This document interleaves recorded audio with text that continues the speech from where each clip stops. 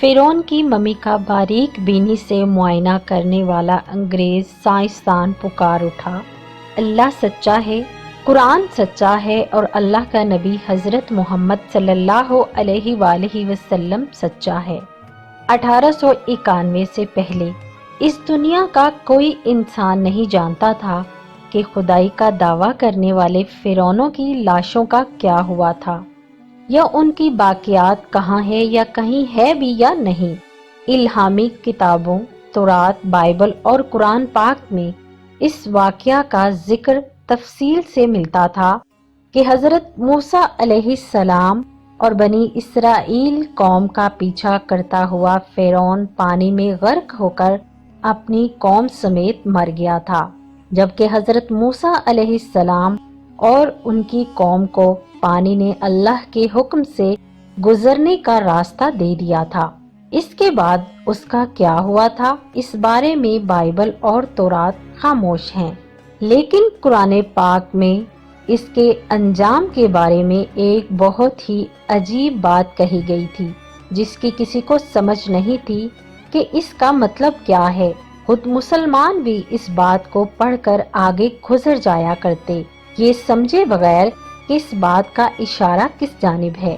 سورۃ یونس میں فرعون کے مرنے کے بعد اس کا انجام کچھ اس طرح فرمایا گیا تھا، پس ہم تیرے بدن کو سمندر سے نکال کر محفوظ کر لیں گے تاکہ تو بعد میں آنے والوں کے لیے عبرت بن جائے۔ یہ واقعہ آج سے 3500 سال پہلے پیش آیا تھا۔ فرعون کے ڈوب کر مرنے کے بعد سمندر نے اس کی لاش کو اللہ کے حکم سے باہر پھینک دیا، جبکہ باقی لشکر کا کوئی نام و نشان نہ ملا۔ مصریوں میں سے کسی شخص نے ساحل پر پڑی اس کی لاش پہچان کر اہل دربار کو بتایا۔ فرعون کی لاش کو محل پہنچایا گیا۔ درباریوں نے مسالے لگا کر اسے پوری شان اور احترام سے تابوت میں رکھ کر محفوظ کر دیا۔ حنوط کرنے کے عمل کے دوران ان سے ایک غلطی ہو گئی تھی۔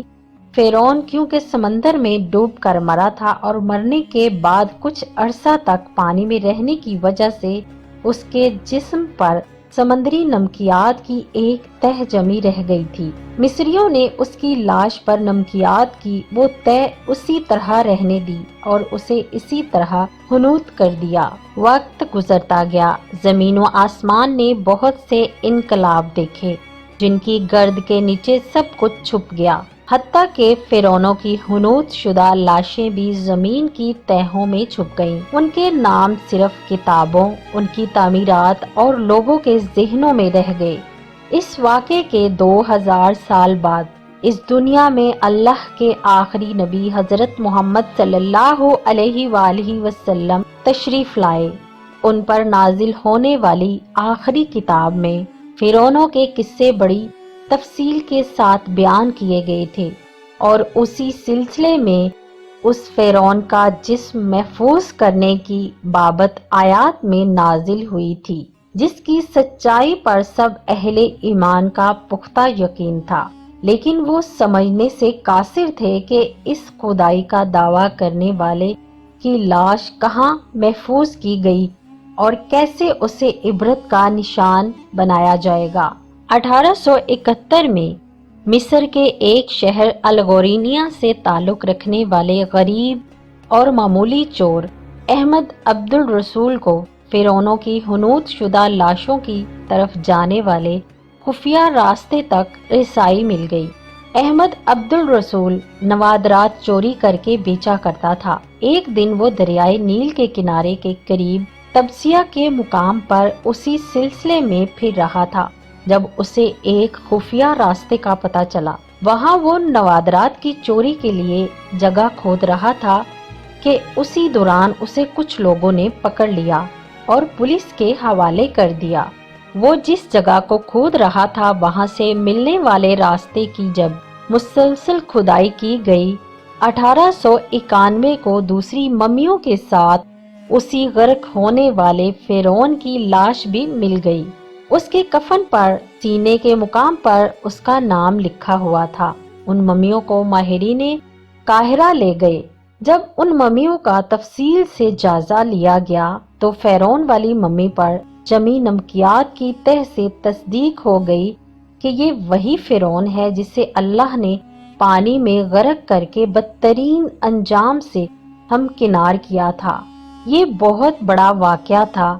اس کی تصدیق کے لیے دنیا بھر کے ماہرین آثار قدیمہ اور سائنسدان مصر کی طرف امنڈ پڑے۔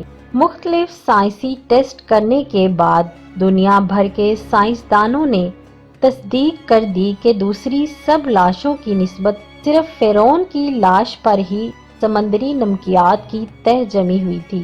اس تصدیق کے بعد اسے فرعون کی لاش قرار دے کر عجائب گھر میں محفوظ کر دیا گیا۔ 1982 میں فرعون کی ممی خراب ہونے لگی تو اس وقت کی مصری حکومت نے فرانس کی حکومت کو درخواست کی کہ فرعون کی ممی کو خراب ہونے سے بچایا جائے، نیز جدید سائنسی ذرائع سے اس کی موت کی وجہ بھی معلوم کی جائے۔ چنانچہ مصری اور فرانسیسی حکومت نے مل کر ممی کو فرانس لے جانے کا انتظام کیا۔ جب فرعون کی لاش کو فرانس پہنچایا گیا تو ایئرپورٹ پر اس دور کے فرانسیسی صدر بذات خود حکومت کے اعلیٰ عہدیداروں، تمام وزراء اور فوج کے افسران کے ساتھ استقبال کے لیے موجود تھے۔ فرعون کی لاش کا استقبال کسی عظیم زندہ بادشاہ کی طرح کیا گیا۔ فوجی دستوں نے سلامی دی۔ فرعون کی ممی کو ماہر ڈاکٹروں کی ٹیم کے حوالے کیا گیا۔ اس ٹیم کی سربراہی ڈاکٹر مورس بکائے نے کی تھی۔